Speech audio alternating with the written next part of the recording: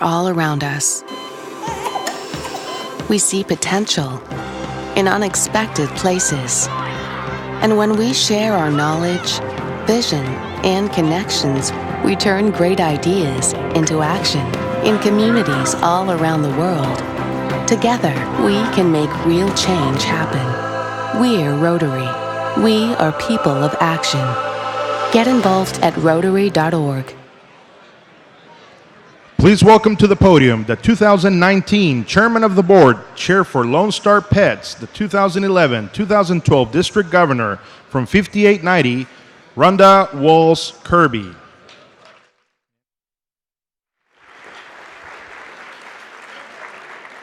I hope you enjoyed your breakfast, and before we get to this morning's speaker, I'm going to ask the 2018-2019 district governors to come up because I believe they have a special presentation to make.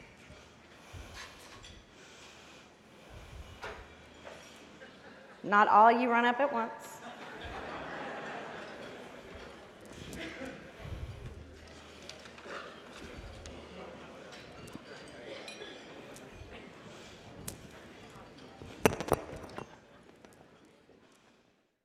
Could we have David Shirley come up, please? I think you need to talk a little bit more in the mic. Say it again. Could we have David Shirley come up, please? Is David here? Yeah, he's coming.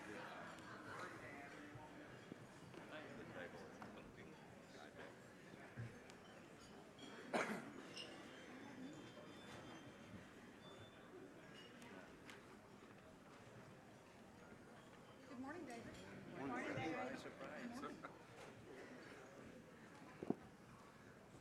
Over the past year, it has been our distinct pleasure to work with David Shirley to prepare for the best president-elects and president nominee training possible for you. You are the lifeblood of Rotary, our soon-to-be presidents. Throughout the process, David has been unwavering in his determination to make this a reality. In his quiet, gracious way of exemplifying service above self, he's offered us his support, his counsel, and most importantly, his patience. Believe it or not, when you get all of us into the same room, we can be a bit much. David, in your journey to make this the best Lone Star Pets possible, we would like to thank you and present you with this wonderful piece of art to commemorate your year. And I think I speak for all of us when I say thank you and Boomer Sooner.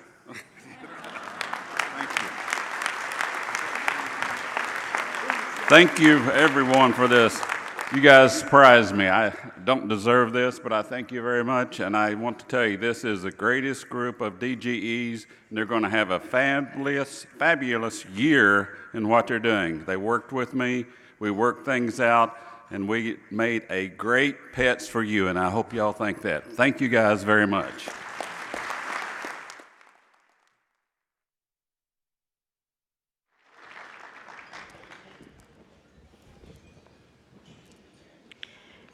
Thank you, David, and the DGEs. And again, from the Pets Board, thank you, David, for all that you do. It's a tireless, thankless endeavor, and you've done it very well. I'll let them get settled. And while they're doing that, I have the privilege and honor of introducing this morning's speaker. I think Jennifer always gets the task of speaking at 7 a.m. in the morning because I know no one better to engage and energize a group that probably stayed out too late and needs to get motivated so they can learn how to lead their club next year.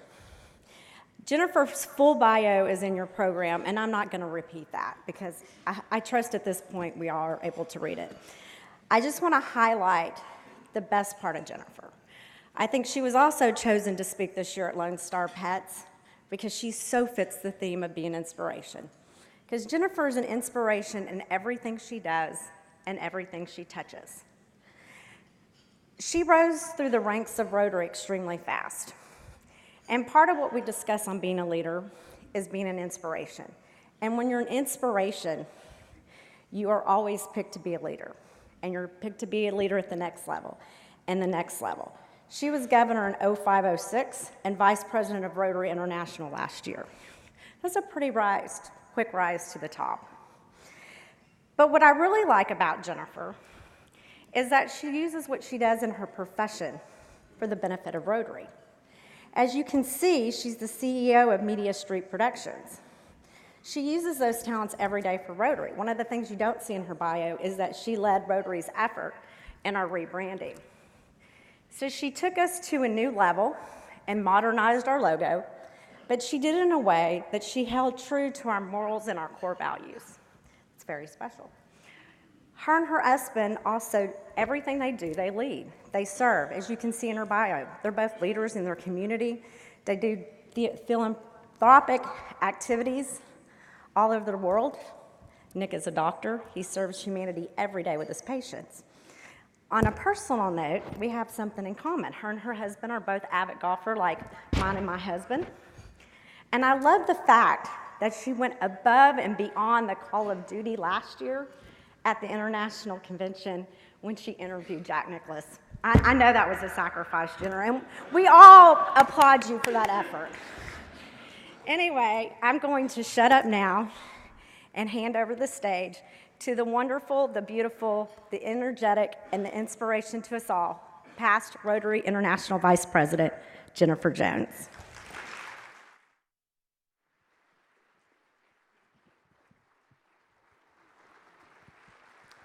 Thank you.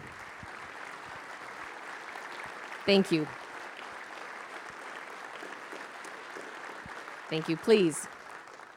Well, good morning, everyone. It is an absolute joy to be here with you. This is the second year in a row that I have had the extraordinary pleasure and privilege of being here at the best and the biggest pets in the entire world. I know that's being recorded and it'll haunt me someday that I've said that with other groups, but you guys really are an amazing group, and to be able to come back here and to see so many good friends and people who I just love so much in the world. And it was a wonderful joy to be able to also spend time in many of your rooms yesterday. So you know what's coming next. I'm from the southern part of Canada, so how y'all doing? I know that. So today, I want to talk with you about a number of different things, but it's a historic time in our organization. We're poised to cross the finish line in our efforts to eradicate a dreaded disease for the second time in the history of mankind. We are truly not this close, ladies and gentlemen. How close are we? We're this close. We're absolutely this close. We know that 30 years ago, we had 350,000 cases of polio in the world. Last year, 22. This year, to date, 3. That is simply incredible. But it's going to still take a Herculean effort for us to cross the finish line and keep our promise to the children of the world. We're going to need to still raise funds, raise awareness, and be out in the field immunizing children. And I'm really excited to tell you on a personal note today, when I'm finished here, I'm actually flying to India where I'm going to participate in my very first National Immunization Day. And thank you. And I know, I can feel the emotion already welling in me. I know when I'm holding these drops and putting these drops into a young child's mouth, I'm going to turn into a puddle, because I'm even doing it right now as I'm thinking about it. But I'm really excited to be part of something like that. And you know what? That's what we're all part of. By being Rotarians, by being leaders in our great organization, we all are playing a role in some way, large or small, in changing history, in changing the face of our world. And that's what we get by being members of this great organization. So I said it's a historic time. So it's also a historic time. We're celebrating 30 years of women in Rotary. And there's several of you in the room. Yes?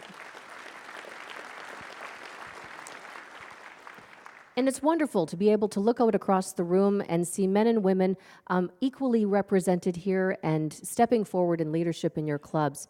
But it's interesting, there's some of you who will not know this, who haven't been in Rotary very long. It actually took a Supreme Court ruling for women to be admitted into Rotary.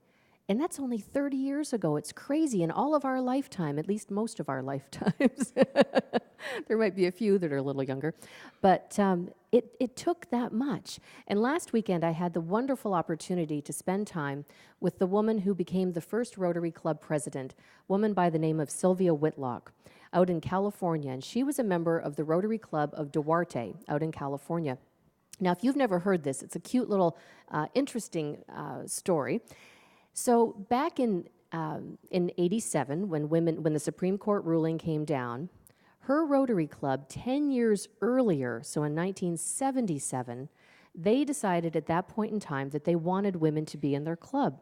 They had a very progressive superintendent of schools, and he invited 3 women. Sylvia was one of them. And so they came in and they joined, and you know what they did? They were sneaky. They put on the membership application, when they turned it into Rotary, the person's first initial and their last name. So nobody knew that there was a gender issue or a gender, that a woman was being put forward. And you know what happened? Rotary found out about this, and they actually pulled their charter. And so they said, well, the heck with you all. And they took the Rotary wheel and they put an X through it, and they called themselves the X-Rotary Club of Duarte, California. And so on the day that Supreme Court ruling came down, Sylvia was slated to step into office as president of the X Club. And that day she broke down the barrier. And the rest is history. You know, I talked with many of you in several of the rooms yesterday, and I feel very strongly about the fact that we don't need to go on a campaign to get more women into Rotary or more younger members into Rotary, as we talk about so often, but that we have an opportunity to go toward finding qualified women and younger Rotarians, because we just don't have as many of them in the organization. And so we have a bigger pond to fish from, if you will. But we need to be looking for people who are qualified and who have service in their heart. That's who we need to bring into Rotary. And those young members, they need to be young thinkers. So you know what? Have you ever met a 25-year-old who's old? Have you ever met an 86-year-old who's young? Exactly. So we need to be targeting people who are young in the way they think. And that's a really important part, I think, as we take a step forward. A couple of years ago, just before Oprah went off the air, I went to a taping of one of her shows. And on that show that day, Maria Shriver was the guest, and she was there as the First Lady of the state of California at that time, and she was giving out and presenting a Minerva Award. This was an award to recognize the contributions of female leadership. And so 5 awards were to be given out, 3 to members of the general public, women who excelled in that state and did extraordinary work, and then 2 were celebrities, Billie Jean King and Gloria Steinem. And she selected that model so that the celebrity would help to raise the awareness of the award, and so that the women who were not celebrity, it would elevate their status and the status of that award in their communities. And so she had the 2, Billie Jean King and Gloria Steinem out, and they were chatting, and they were talking about the women's movement and other different things. And Gloria Steinem, at that point, she said something so completely unbelievable. She said, regarding the women's movement, she said, "We got it wrong." We got it wrong, out of the mouth of the mother of feminism. And she said, "Only when the pendulum swings to the center and men and women are equal nurturers will we have true equality." And I thought that was so brilliant, and I was so glad to be there that day to hear her say that, and to know that we're at a time in our history where that really is true. So Rhonda mentioned, and thank you very much for the wonderful introduction. Rhonda mentioned that, you know, we're going through a lot of change in our organization, but we're holding true to the things that we value the most. Our 4-way test, the objects of Rotary, our core values. These are things that we don't change. Our core values of service, fellowship, integrity, diversity, and leadership. These are things that we don't change. We don't change at all. But we know that we have the ultimate flexibility to do our Rotary a little bit differently than we ever have historically.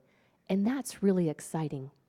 And yesterday you had the opportunity to hear President-elect Barry. Isn't he awesome? Yes.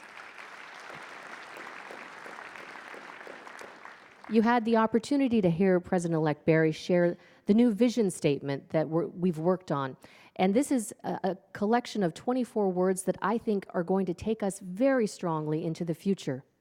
Together, we see a world where people unite and take action to create lasting change in our world, in our communities, and in ourselves. And that perhaps, those last couple of words, may be the most important part. I want to tell you a story. A couple of years ago, I had the wonderful opportunity, Nick and I, to attend a district conference in Jordan. And the conference was held on the Dead Sea, and on the evening of the opening night, it was in a beautiful amphitheater overlooking the Dead Sea. And it was this glorious star-filled night, and there were a few speeches, and then we had dinner outside. And I was introduced at that point in time to a man by the name of Dr. Mark Turpentine. And Dr. Mark was in the country participating in what's called a Gift of Life mission. How many of you have heard of a Gift of Life? Okay, several of you. For those of you who haven't heard of it, it's where open heart surgery is provided to children who would not normally be able to access this kind of a procedure otherwise. And so we had a lovely chat, and fast forward to the end of the week, and the governor said, you know, we were just about to head to the airport. He said, you know, Dr. Mark's surgical rotation is starting today. We've got 2 hours before you need to go to the airport. Do you want to go and see him? And I said, yes, of course, I would love that. So we get to the hospital, and the next thing you know, I'm in a changing room, getting into the hospital greens and little booties and a hat, and all of a sudden, I'm there in the theater.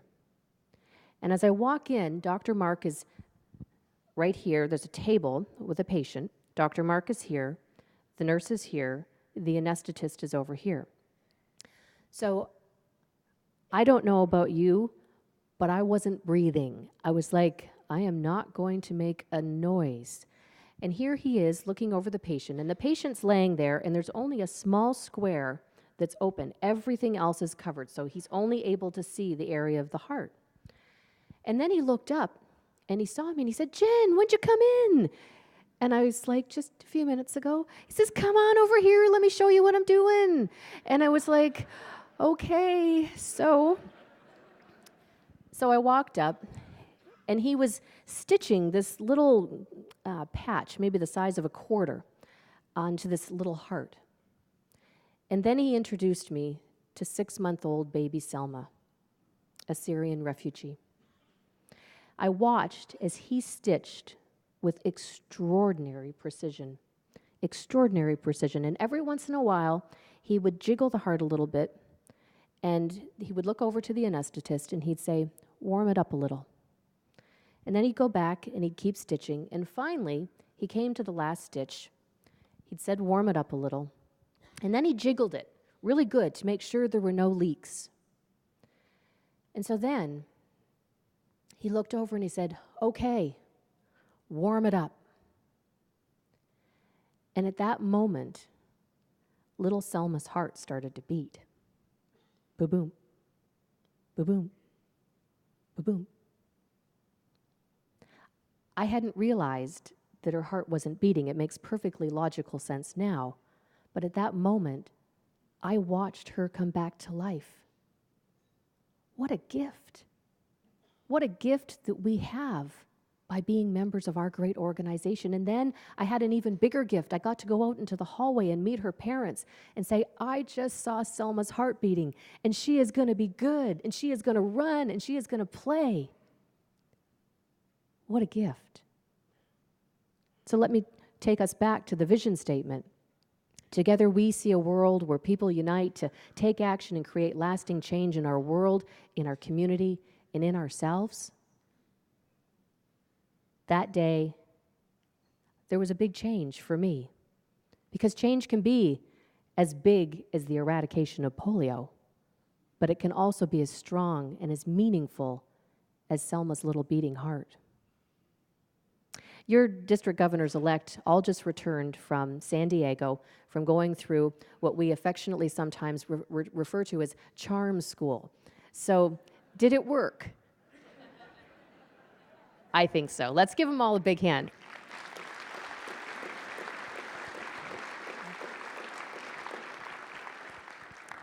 They're working hard, and it's a great group, and I really enjoy spending time with all of them.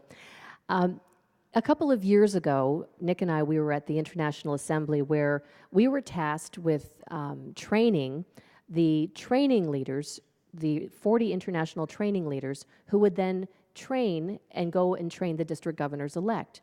And so for a week prior to the governors-elect arriving, we were there with this team of 40 trainers going through the paces, and so that they would be able to train these folks when they arrived. And so it's a very intense experience, and it's a wonderful experience. It's how Greg Pod, your past director from this area, it's how we got to be good friends as training leaders together. And, you know, it's just a wonderful opportunity. You see the world in a very different kind of way. And so we were there that first week, in the transition week between the two. On Sunday morning, I received a call at 7 a.m. from my brother, letting me know that my father had just collapsed in church. We were very quickly able to realize that he had suffered a stroke, and I knew very quickly that the only thing I could do was get on a plane and head home really fast. And so we did. We caught the first flight back home, and I was in the emergency room fairly quickly. And when I arrived, he was still in there, and my mom and my brother and my husband, they went down to the cafeteria to go and have a coffee, and I went in and I just spent time with my dad. Now, before I tell you the rest of the story, let me tell you that that was also the year that my mom served as a Rotary Club president. Her and my husband actually were Rotary Club presidents the same year, so can you imagine how much Rotary was going on in my world at that time? It was a lot. But that was an incredible year for both of them. My mom, however, my mom is June Cleaver. My mom is the greatest mom. You know, she really never had much of a vocational life. She was, well, let me rephrase that. That's the wrong thing. She had the most important job in the world. She was being a mom. She had other things that she did where she volunteered at our church, at the art gallery, different things like this. She did some bookkeeping for my dad's tool and die company. But she'd never really had her leadership tested. She'd really never had the opportunity to spread her wings and to see what kind of effect she could have as a leader. And she did a great job that year. And so back to the hospital. So I crawled into bed with my dad, and he had complete right side paralysis. And I just laid there with him, and I was rubbing his arm. And through very garbled speech, he said, "I always thought that I would take care of your mom. But because of Rotary, I now know that she can take care of me."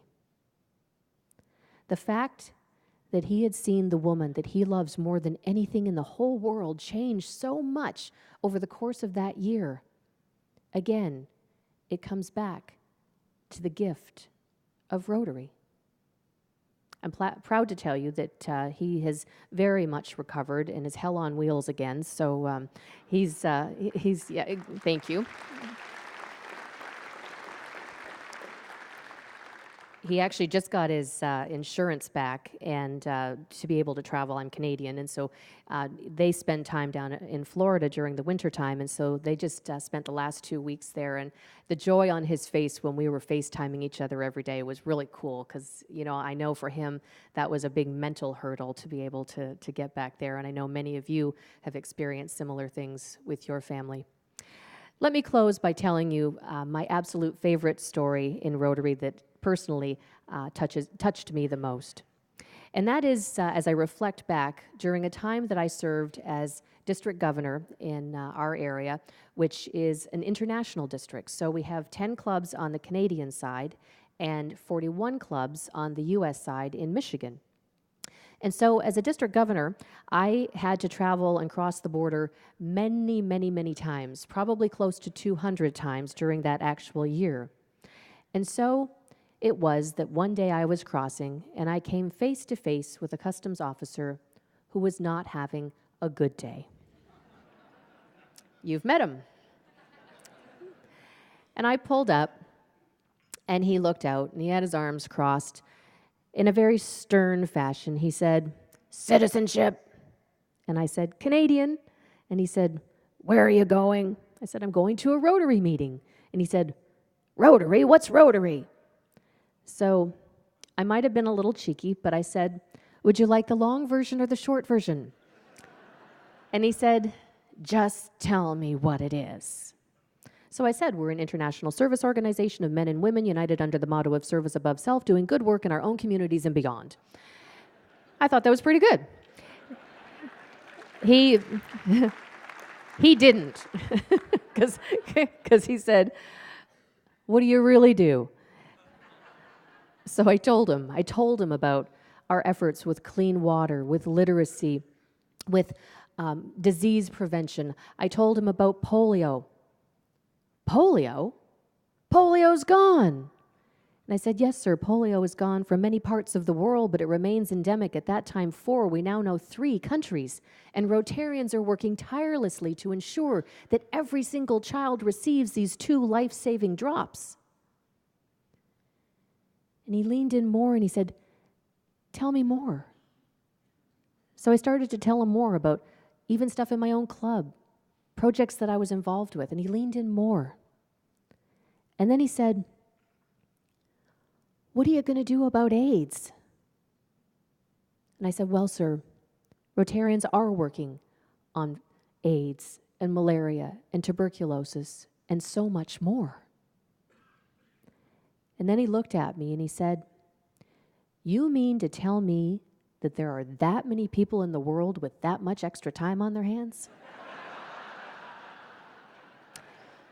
And I said, "No, sir. There are that many people in the world with no time on their hands who are committed to doing this incredible work." And then he looked at me and he said, "You have made my day." And I said,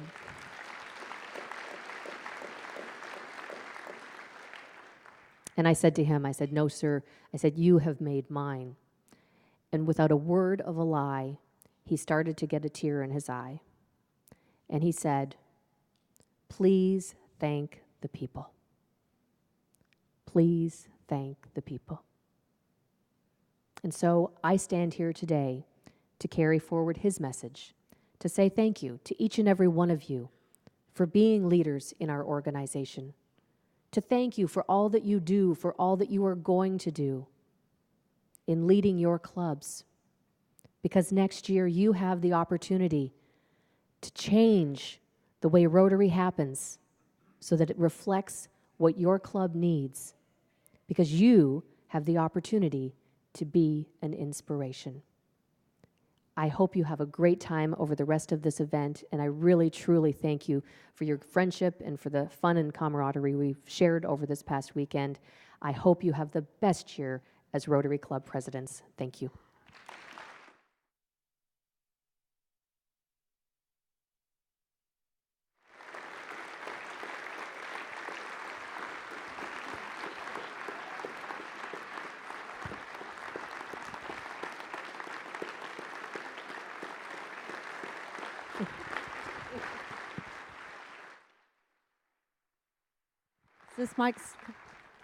Is this still up? Okay. Thank you so much again. And can we have another round of applause for Jennifer? Isn't she wonderful? And we have a special gift for you being with us today. It is a specially done piece of artwork, so beautiful, by the Wilhelm Holland Gallery. And it has a little bit of representation from both our lovely states of Oklahoma and Texas. And again, I'll let you take that. And I have a few announcements to make, but we're going to let Jennifer make her way down to her seat. Let's see. Okay, first one. David, they're going to look at me if I forget. All the plenary session speakers, there are videotapes of them, and they're available to download off the website. First announcement done. So he's not going to have to throw anything at me. And then this was not on the program, but there is a Jumpstart membership and development meeting with our Rotary coordinator, Sherry Munez, and her team in the Enterprise One room. So if you're not a PE or you're not a PN or you're not a facilitator and you want to help jumpstart your club and its membership development issues and needs, then please go to Enterprise One, and I'm sure they'll have plenty of great information to share with you on how you can accomplish your membership goals next year.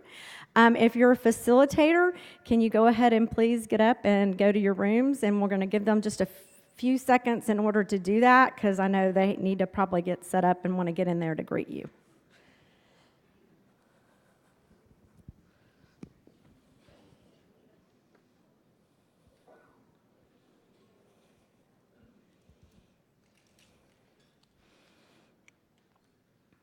And then I'll ring us out. They're still, see, I can see them all. You can't, so I promise. They're still getting their way out. Oops.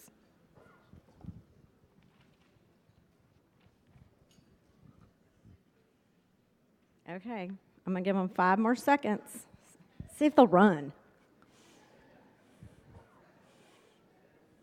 And they're off. Okay, I'm going to ring us out. Y'all have a great day learning, and if you have any questions, see the Rangers.